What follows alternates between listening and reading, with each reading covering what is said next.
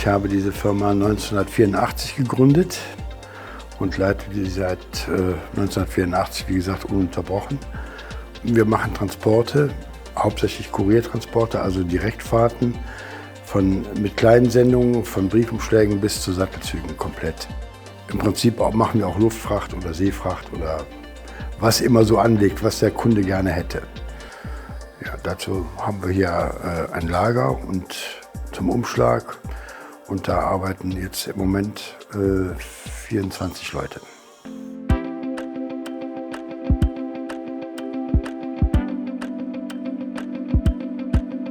Also unser Mitarbeiter, der im Rollstuhl sitzt, der hatte einen Autounfall, ist vorher bei uns als Fahrer beschäftigt gewesen, hatte einen Autounfall und ist danach erst mal ein Jahr im Krankenhaus gewesen, weil er war danach querschnittsgelähmt.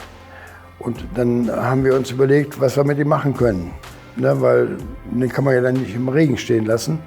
Deswegen haben wir überlegt, dass wir ihn einfach in die Erfassung setzen. Ne, und da hat er dann jetzt 25 Jahre lang gearbeitet. Haben wir dafür gesorgt, dass er überhaupt erstmal selbstständig in das Büro reinkommt. Früher mussten wir den immer so eine Stufe raufschieben. Das brauchen wir jetzt nicht mehr, weil jetzt haben wir einen Aufzug für ihn, wenn er zur Arbeit kommt. Den kann er selber bedienen, per Fernbedienung. Der hat automatische Türen. Das heißt, die gehen auf und gehen auch hinter ihm wieder zu. Und der kann alles alleine machen. Das konnte er vorher leider nicht. Und bei der Gelegenheit haben wir dann bei der IHK nachgefragt, wie wir an diesen Aufzug kommen. Und die IHK hat dazu einen Beauftragten für Behindertenfragen. Und der hat sich dann hier, damals haben wir das alles umgebaut, ne, hat sich die ganze Baustelle angeguckt und uns dann diverse Tipps gegeben, was wir noch alles machen müssen, damit der Behinderte als Rollstuhlfahrer überhaupt erstmal sich frei bewegen kann. Er hat dann gleich die Chance gesehen, weitere Mitarbeiter mit Handicap bei uns unterzubringen. Und das haben wir dann einfach gemacht. Und daraufhin hatte der Herr Mosbach wohl auch schon ein bisschen Erfahrung mit Schwerbehinderten einzustellen. Also wir waren jetzt nicht so die Exoten hier als Schwerbehinderte. Das war der Herr Daniel, die Frau Özkaya, die Frau Ketzer und zwei andere Mitarbeiter sind dann später dazu gekommen.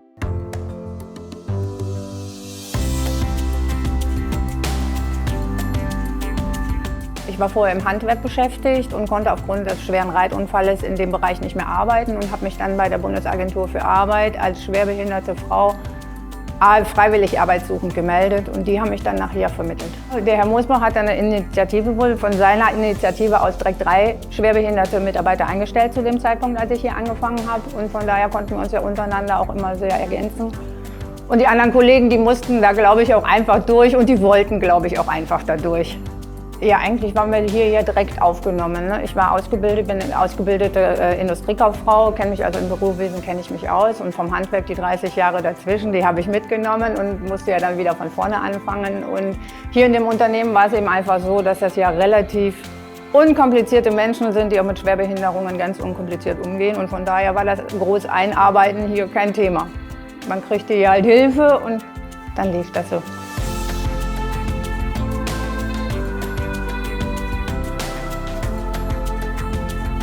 Es ist so, dass die Mitarbeiter erst während des Jobs feststellen, was sie eigentlich brauchen. Ne? Also die VSK hat jetzt vor einem Jahr ungefähr einen rauf- und runterbaren, fahrbaren Schreibtisch bekommen. Ne? Das wollte sie vorher gar nicht haben, weil sie dachte, sie braucht es nicht. Ne? Aber sie hat einen beidseitigen Hüftschaden. Ne? Das heißt, das verändert sich ja auch. Ne? Durch Gehen, Stehen, Arbeiten. Ne? Und dann hat sie festgestellt, okay, ich brauche jetzt einen. Das war aber auch kein Problem. Ich persönlich brauche aufgrund meiner Behinderung einen Ball zum Sitzen. Ich kann also nicht starr auf dem Stuhl sitzen, ich brauche einen Stehtisch. Ja, das war es eigentlich, glaube ich, schon so ein bisschen, was ich für meine Arbeiten jetzt persönlich brauche. Die anderen haben andere Bedürfnisse gehabt und die wurden dann auch von anderer Seite auch erfüllt. Und dann war es relativ einfach, hier zu arbeiten.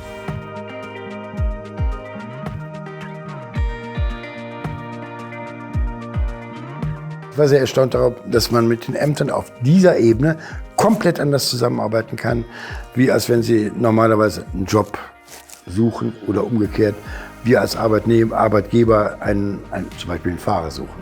die sind immer total froh, ne, wenn sich jemand kümmert und irgendjemand was machen will, ne, sind die immer total froh und kommen einem wirklich sehr weit entgegen. Die haben natürlich ihr amtliches Verfahren, das muss man einhalten, sonst machen die gar nichts mehr, das kenne ich auch schon. Ne, aber ansonsten sind die eigentlich sehr willig und sehr gut dabei, muss man sagen. Also die unterstützen einen, wenn es geht, wo man kann. Dann sagt er genau, was beantragt werden kann, wo man was beantragen muss, was es an Fördermitteln gibt, ne? Wie man das hinkriegt, dass das möglichst umfangreich ist, ne? Dass der Mitarbeiter, der da ins P ist, ne?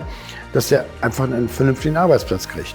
Das ist eigentlich, also bei uns hat das 2 Monate gedauert. Dann waren alle 3, die damals neu gekommen sind, komplett ausgestattet. Sehr umgänglich und waren hoch erfreut, dass wir überhaupt jemanden einstellen wollten, der behindert war. Ne?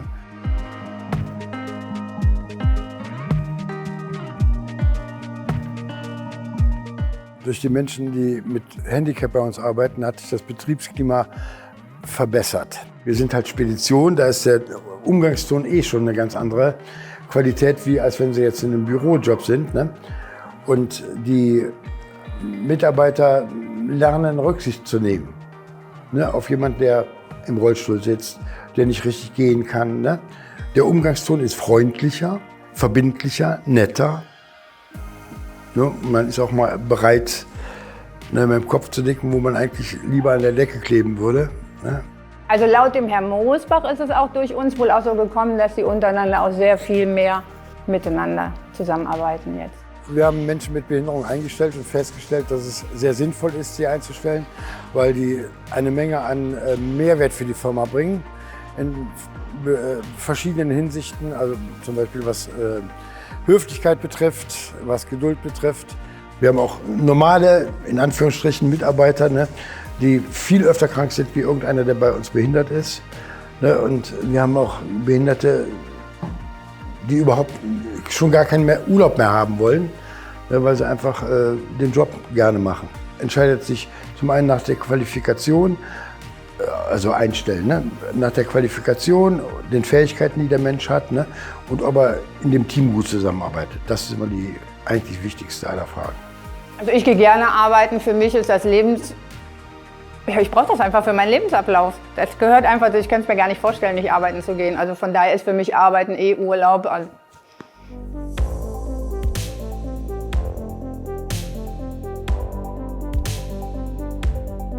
Das lag daran, dass wir uns sehr um die Leute bemüht haben. Ja, und dass wir einfach zugeguckt haben, dass jeder an dem Platz, wo er ist, auch gut arbeiten kann und also möglichst alle Voraussetzungen für die erfüllt haben, damit die vernünftig zurande kommen. Ich spüre, dass sich doch viele immer wieder noch zurückziehen wollen. Oh, Schwerbehinderung will ich nicht, kenne ich nicht, will ich nichts mit zu tun haben. Also von daher spüre ich das jeden Tag, dass immer so eine kleine Hemmschwelle doch da ist. Aber dadurch, dass wir uns zeigen, ist die dann schnell weg. Aber ich spüre trotzdem, dass es immer noch Thema ist, leider. Hier im Unternehmen wohl nicht mehr so. Vorbild kann man sich zwar angucken, aber das motiviert noch lange keinen, irgendwie Behinderte einzustellen. Weil die Probleme, die damit auf einen zukommen, denken die Leute jedenfalls, wären ein Riesenaufwand. Aber das ist eigentlich gar nicht so.